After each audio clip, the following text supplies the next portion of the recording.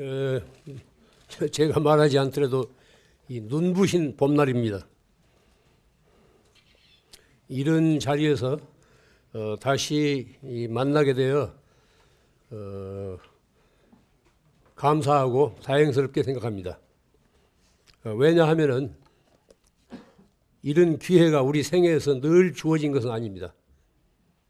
모두가 이제 한때이기 때문에 이런 자리에 제가 설 때마다 늘 고맙다는 생각을 하게 되고, 또 언젠가는 내가 이 자리를 비우게 될 거라는 것, 이런 걸 예상하게 됩니다. 그래서 오늘의 만남을 그렇게 이제 고맙고 감사하게 기쁘게 생각합니다. 이 길상서 여기는 지금 등이 너무 많이 걸려가지고 꽃과 잎을 제대로 볼 수가 없는데, 꽃을 먹은 나무와 풀들은 이 봄을 맞아 저마다 자신의 꽃을 활짝 펼치고 있습니다.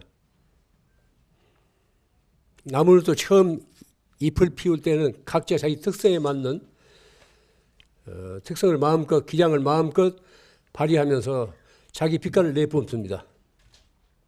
이 한참 가게 되면 이제 초록이 동색이 되는데, 처음 잎이 펼쳐낼 때는 그 나무가 지닌 독특한 그런 빛깔을 펼쳐내고 있습니다. 가지마다 새로 돋아나는 잎들도 그 나무가 지닌 특성을 마음껏 내뿜으면서 찬란한 그런 봄을 이루고 있습니다. 봄이 와서 꽃이 피는 게 아니라 꽃이 피어나기 때문에 봄을 이루는 것입니다. 흔히 우리들이 봄이 오면 이제 꽃이 핀다고 이렇게 생각하기 쉽지만은, 꽃이 피어나기 때문에 봄이 오는 겁니다. 꽃이 없는 봄을 우리는 상상할 수가 없습니다. 만약 이 대지에 꽃이 피지 않는다면 봄 또한 있을 수가 없습니다.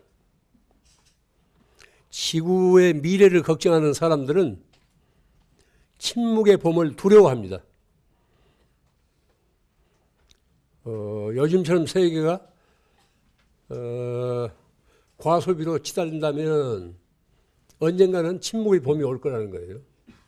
뭐 침묵의 봄이라는 책도 있습니다만, 해마다 우리가 이제 계절을 맞지만은 자꾸 달라지지 않습니까? 금년만 하더라도 벌써 이제 여름 날씨가 봄에 오고 있습니다. 또 늦은 봄까지도 눈이 내립니다. 예상할 수 없는 그런 기상들이 있습니다. 이것은 현재 지구에서 살고 있는 우리들 자신이 그렇게 만들고 있다는 겁니다. 꽃은 우연히 피지 않습니다. 계절의 순환에 따라서 꽃이 피고 지는 것 같지만은, 한 송이 꽃이 피기까지는 그 배후에 인고의 세월이 받쳐주고 있습니다. 참고 견디는 그런 세월이 받쳐주고 있습니다. 모진 추위와 더위, 혹심한 가뭄과 장마, 이런 악조건에서 꺾이지 않고 꿋꿋하게 버텨온 나무와 풀들만이 시절 인연을 만나서 참고 견뎌온 그 세월을 꽃으로 혹은 잎으로 펼쳐내고 있는 겁니다. 이와 같은 꽃과 잎들을 바라보면서 우리들 자신은 이 봄날에 어떤 꽃을 피우고 있는지 각자 한번 살펴보십시오. 꽃이나 잎만 구경할 게 아니라 내 자신은 어떤 꽃과 잎을 펼치고 있는지 이런 기회에 살필 수 있어야 됩니다. 꽃으로 피어날 그 씨앗을 일찍이 뿌린 적이 있었던가? 준비된 나무와 풀만이 때를 만나 꽃과 잎들을 열어 보입니다. 준비가 없으면은 계절을 만나도 변신이 일어나지 않습니다. 준비된 자만이 계절을 만나서, 시절 인연을 만나서 변신을 이룰 수가 있습니다. 주관적인 제 견해인지 모르겠습니다만은, 매화는 반만 피었을 때가 보기 좋고 벚꽃은 활짝 피었을 때가 볼만합니다. 또 복사꽃은 멀리서 바라볼 때가 환상적이고 백꽃은 가까이서 보아야 그 꽃의 자태를 자세히 알 수가 있습니다. 매화는 밤만 피었을 때 남은 여백의 운치가 있고 벚꽃은 남김없이 활짝 피어나야 여한이 없습니다. 밤만 핀 벚꽃은 그렇게 활짝 핀 벚꽃이 피어서 아름답지 않습니다. 복사꽃을 가까이서 보면은 비본질적인 요소 때문에 본질이 가려집니다. 봄날 분홍빛이 지닌 환상적인 분위기가 반감되고 맙니다. 그래서 복사꽃은 멀리서 보아야 분홍빛이 지닌 그 봄날의 환상적인 분위기를 누릴 수가 있습니다. 그리고 백꽃은 가까이서 보아야 백꽃이 지닌 그 맑음과 뚜렷한 윤곽을 분명하게 느낄 수가 있습니다. 이와 같은 견해는 꽃이나 사물만이 아니라 인간사도 마찬가지입니다. 멀리 두고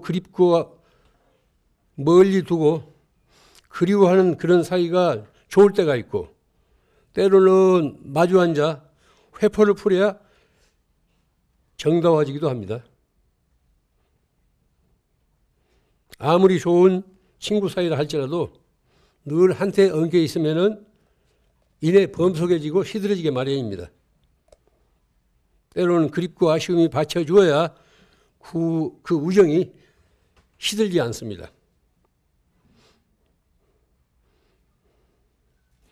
휴대폰과 인터넷이 넘치는 세상이라서 뭐든지 단박에 이루려고 합니다. 오늘 우리들은 참고 기다릴 줄을 모릅니다. 뜸 들일 줄을 몰라요. 뭐든지 즉석에서 해결하려고 합니다. 이와 같이 사물을 볼 때 인간수도 동시에 살필 수 있어야 됩니다. 요즘은 이제 높은 산, 낮은 산 할 것 없이 산마다 산벚꽃이 아주 장관을 이루고 있습니다. 늦은 봄에서 초여름에 이르는 이 계절에 온 국토에 산벚꽃이 찬란한 그런 꽃을 피우고 있습니다. 산벚꽃을 볼 때 나무의 지혜를 생각하지 않을 수가 없습니다.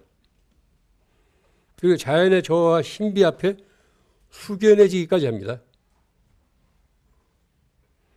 식물은 태어나면서부터 죽을 때까지 한 자리에 붙박혀서 살아가는 그런 숙명을 지니고 있습니다. 자신의 위치에서 한치도 옮겨갈 수 없기 때문에 꽃과 씨앗으로서 자기 공간을 넓혀갑니다. 현재의 산벚꽃은 사람의 손으로 심어서 가꾼 나무들이 아닙니다. 만약 사람의 손으로 심어서 가꾼 나무들이라면 그렇게 자연스럽지가 않아요. 뭐 줄을 맞춰서 심었거나 뭔가 역겨울 텐데 자연이 뿌려놓은 그런 그 나무들이기 때문에 그런 조화를 이루고 있습니다. 산벚꽃 자신이 꽃과 씨앗으로 펼쳐놓은 이게 것이에요. 향기로운 꽃은 벌들을 불러들여서 열매를 맺게 하고 벚짓이 달짝지근한 것은 벚나무 자체가 필요로 해서가 아니라 새들을 불러들이기 위해서 그런 조화를 부리고 있습니다. 새들은 그 벚짓을 따먹고 소화되지 않는 씨앗을 여기저기 배설해 놓습니다. 배설된 씨앗에서 움이 터서 온 산에 벚꽃을 피운 것입니다.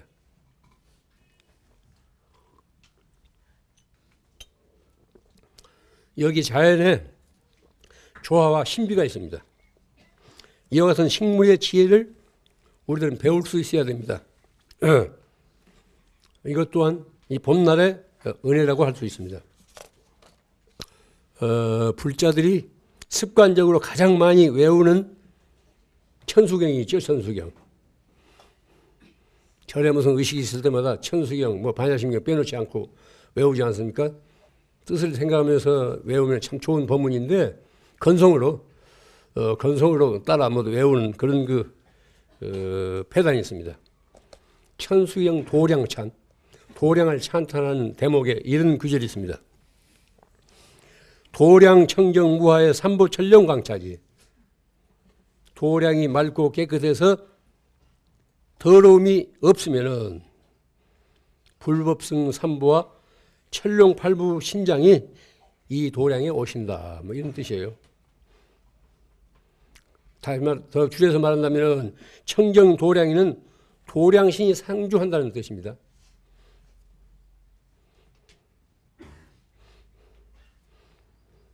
절에는 어느 절이나 그 도량을 보살피고 지키는 도량신이 있습니다. 이것은 어김없는 사실이에요. 미신이라고 생각하지 마십시오. 이 도량신이 그 도량에 사는 사람이나 그 도량을 드나드는 사람들을 낱낱이 보살피고 지킵니다. 신앙심이 지극한 사람들은 일주문에 들어서자마자 그 도량이 지닌 어떤 분위기를 감지할 수 있어요. 식이 맑은 사람들,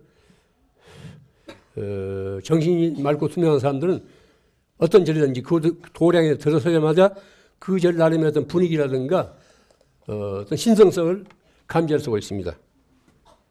그렇지만은 차고에서 내리는 사람들은 그런 기운을 느끼지 못해요. 이건 제 발로 걸어 들어와야 돼요. 도량신은 그 도량에 필요한 존재는 사람이건 나무건 그 도량에 머물도록 받아들입니다. 그러나 그 도량에 필요로 하지 않는 존재는 거부해요. 분명히 알아두십시오. 도량신은 그 도량에 필요한 존재는 사람이건 나무건 뭐든지 다 받아들이는데 그 도량에 더 이상 필요로 하지 않는 존재는 거부합니다. 이런 현상은 굳이 문헌을 둘 것도 없이 반세기 남짓 크고 작은 도량의 은혜를 입고 살아온 제 자신의 체험적인 진실입니다. 개인의 의지만 가지고는 어떻게 해볼 수가 없습니다. 그 도량신이 그 도량을 눈에 보이지는 않지만 주관해요. 또 그 도량신의 그런 그 의지가 개인의 의지에 작용해서 그렇게 행동하도록 만듭니다. 승가의 생명력은 더 말할 것도 없이 청정성에 있습니다. 그래서 우리가 예불 할 때 지심기명에 청정, 승가의 중 하지 않습니까? 승가의 생명력은 청정성에 있어요. 여기서 말하는 청정성은 한편 진실성을 말하기도 합니다. 그러니까 승가의 생명력은 청정과 진실에 있습니다. 길상사를 가리켜 맑고 향기로운 근본 도량이라고 합니다. 저는 이 말을 들을 때마다 과연 이 절이 맑고 향기로운 도량인가 하는 의문을 갖게 됩니다. 이 절에 사는 스님들과 신도들, 또 이 절을 의지해서 드나드는 불자들의 삶이 저마다 맑고 향기로운가, 맑고 향기롭게 개선되고 있는가 스스로 물어야 됩니다. 맑음은 개인의 청정과 진실을 말하고 향기로움은 그 청정과 진실의 사회적인 영향력, 메아리입니다. 이 도량에서 익히고 닦은 기도와 정진의 힘으로 자기 자신은 물론 가정이나 이웃에게 어떤 기여를 하고 있는지 시시로 점검해야 됩니다. 절이 생기기 전에 먼저 수행이 있었습니다.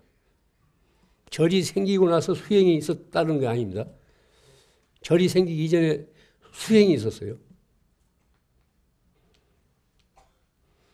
그렇기 때문에 절이나 교회를 습관적으로 다니지 마십시오. 절에 다니는 10년, 20년 됐다는 신도를 보면 다 그런 것은 아니면 대부분이 습관적으로 절이나 교회에 다니는 수가 많습니다. 이분들은 뭐 절에 재정을 보탤지는 모르지만은 신앙생활의 알맹이는 소홀해요. 절이나 교회를 습관적으로 다니면 안 됩니다. 그렇기 때문에 극단주의자들 표현에 의하면은 종교는 마약이다. 이런 소리를 하지 않습니까? 깨어 있어야 돼요. 내가 왜 오늘 절에 가는가? 왜 교회에 가는가? 그때 스스로 물어서 어떤 의지를 가지고 가야 됩니다. 그래야 자기 삶이 개선이 돼요.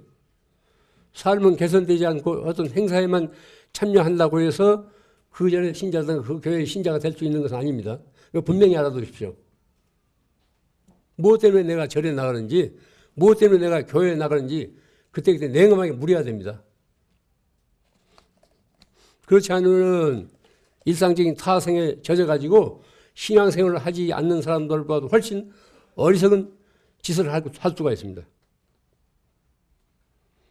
길상사가 생긴 지 10년이 지났습니다.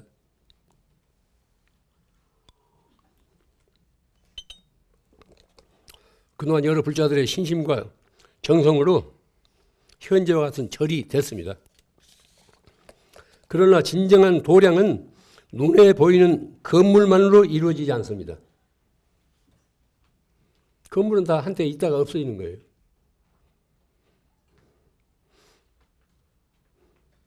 아까도 얘기했습니다. 절이 있기 전에 먼저 수행이 있었다는 거예요. 건물이 있기 전에 먼저 수행이 있었습니다. 도량은 눈에 보이는 건물만으로 이루어지지 않습니다. 이 도량에 사는 사람과 이 도량을 의지해서 드나드는 여러분의 삶이 맑고 향기롭게 개선돼야만 비로소 도량다운 도량으로 거듭날 수 있습니다. 스님들은 한때 머무르다가 떠나가는 나그네들이에요. 출가한 스님들에게는 원래 자기 집이 없습니다. 물론 자기 절도 있을 수가 없습니다. 절은 개인의 소유물이 될 수가 없기 때문에 그렇습니다. 그러나 제가 불자들은 자신뿐 아니라 자자손손 대를 이어가면서 그 도량을 가꾸면서 보살핍니다. 표현을 달리하자면 신앙심이 시익한 여러 불자들이 곧 그 도량의 수호신입니다. 이런 도리를 분명하게 알아두십시오. 10년이면 강산도 변한다는데 길상사도 이제는 안팎으로 변할 때가 되었습니다. 이 도량에 인연 맺은 여러분 각자의 삶이 맑고 향기롭게 변해야만 이름 그대로 맑고 향기로운 근본 도량이 될 수 있다는 이런 사실을 깊이 명심하기 바랍니다. 거듭 말씀드립니다.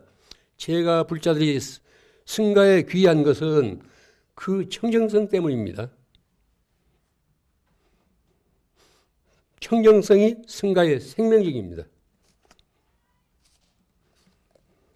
스님들과 개인적으로 친분을 이루고 있다고 해서 세속적인 인정에 매달리지 마십시오. 흔히 나만 믿고 살라고 하는 신도들에게 무책임한 말을 하는 사람들이 들어있어요. 나만 믿고 살라는 거예요. 죽 믿을 거 못해요. 누가 됐든 죽 믿어. 지그 집도 버리고 떠나온 놈들을 어떻게 믿어? 언제 변할지 모르는데 믿을 게 따로 있지. 그런 소리에 속지 말라니까요. 그건 불교가 아니에요. 부처님의 가르침이 아닙니다. 우리는 어디에 의지해 살아야 합니까? 라는 질문을 받고 부처님 자신 나만 믿고 살거라 이런 소리는 절대 하지 않았습니다. 자기 자신에 의지하고 법에 의지하라. 자기 자신에 의지하고 법에 의지하라.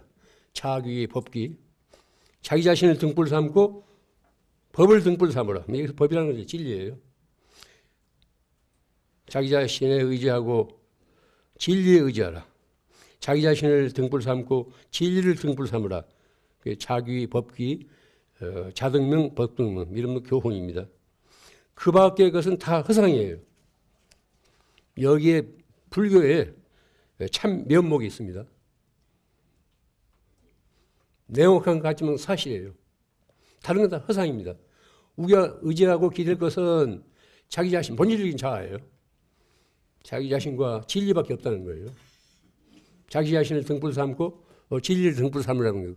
그 밖의 것은 다 허상입니다. 이 눈부신 봄날, 새로 피어난 꽃과 잎을 보면서 무슨 생각들을 하십니까? 각자 이 험난한 세월을 살아오면서 참고 견디면서 갖고 온 그 씨앗을 이 봄날에 활짝 펼쳐보기 바랍니다. 봄날은 간다. 덧없이 나가요. 그런 노래도 있잖아요. 봄날은 간다. 덧없이 나갑니다. 제가 이 자리에서 미처 다하지 못한 이야기는 새로 돋아난 꽃과 잎들이 전하는 거룩한 침묵을 통해서 듣기 바랍니다. 감사합니다. 이만 마치겠습니다.